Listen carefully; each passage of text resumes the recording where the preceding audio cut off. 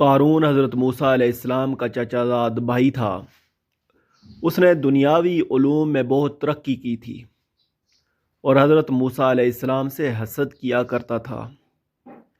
جب موسیٰ علیہ السلام کی دعا کی وجہ سے اللہ تعالیٰ نے اسے مال و دولت کی کثرت سے نوازا، یہاں تک کہ وہ اپنے زمانے کا امیر ترین شخص گردانا جانے لگا، تو اللہ تعالیٰ نے موسیٰ علیہ السلام کو اس سے زکوٰۃ وصول کرنے کا حکم دیا۔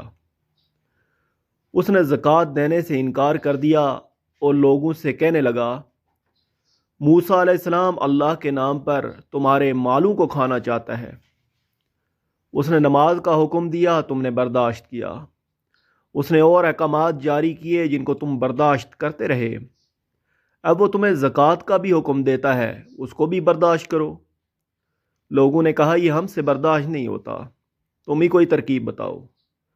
اس نے کہا، میں نے یہ سوچا ہے کہ کسی فاحشہ عورت کو اس پر راضی کیا جائے جو موسیٰ علیہ السلام پر تہمت لگائے کہ وہ مجھ سے زنا کرنا چاہتے ہیں۔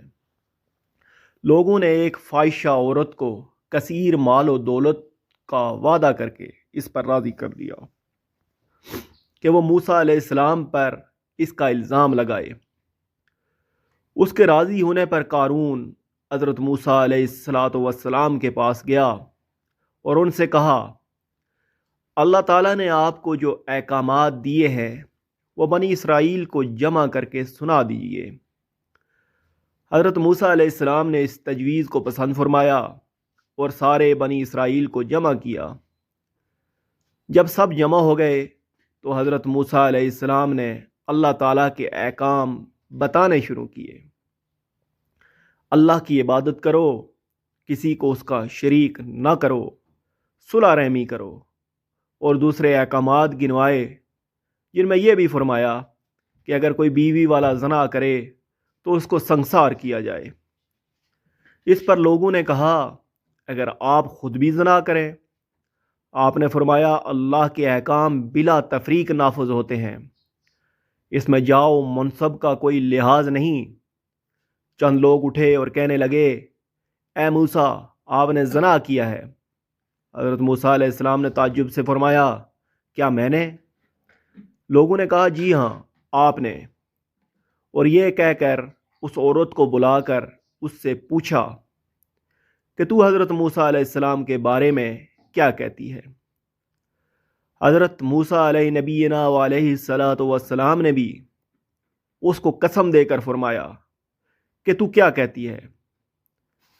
اس عورت نے کہا، اے موسیٰ علیہ السلام، اگر آپ قسم دیتے ہیں تو میں بتاتی ہوں کہ ان لوگوں نے مجھ سے اتنے مال و دولت اور انعام کا وعدہ کیا ہے کہ میں آپ پر الزام لگاؤں۔ آپ علیہ الصلاۃ والسلام اس الزام سے بالکل بری ہیں۔ یہ سن کر حضرت موسیٰ علیہ السلام روتے ہوئے سجدے میں گر گئے۔ اللہ تعالیٰ کی طرف سے سجدے ہی میں وحی آئی کہ رو مت، ہم نے ان ظالموں کو سزا دینے کے لیے تمہیں زمین پر تسلط دے دیا، تم ان کے متعلق جو چاہو زمین کو حکم دو۔ حضرت موسیٰ علیہ الصلاۃ والسلام نے سجدے سے سر اٹھایا اور زمین کو حکم دیا، ان کو نگل جا۔ اس نے ایڑیوں تک نگلا تھا کہ وہ عاجزی سے حضرت موسیٰ علیہ الصلاۃ والسلام کو پکارنے لگے۔ حضرت موسیٰ علیہ السلام نے پھر حکم دیا کہ ان کو نگل جا، یہاں تک کہ زمین ان کو گردنوں تک نگل گئی۔ انہوں نے مزید زور سے موسیٰ علیہ السلام کو پکارنا شروع کیا۔ موسیٰ علیہ السلام نے پھر زمین کو یہی فرمایا، ان کو نگل جا، تو زمین ان کو نگل گئی۔ اس پر اللہ تعالیٰ کی طرف سے وحی اترتی ہے، اے موسیٰ، وہ تم ہی کو پکارتے رہے اور تم سے عاجزی کرتے رہے۔ میری عزت کی قسم، اگر وہ مجھے پکارتے تو میں انہیں نجات دیتا۔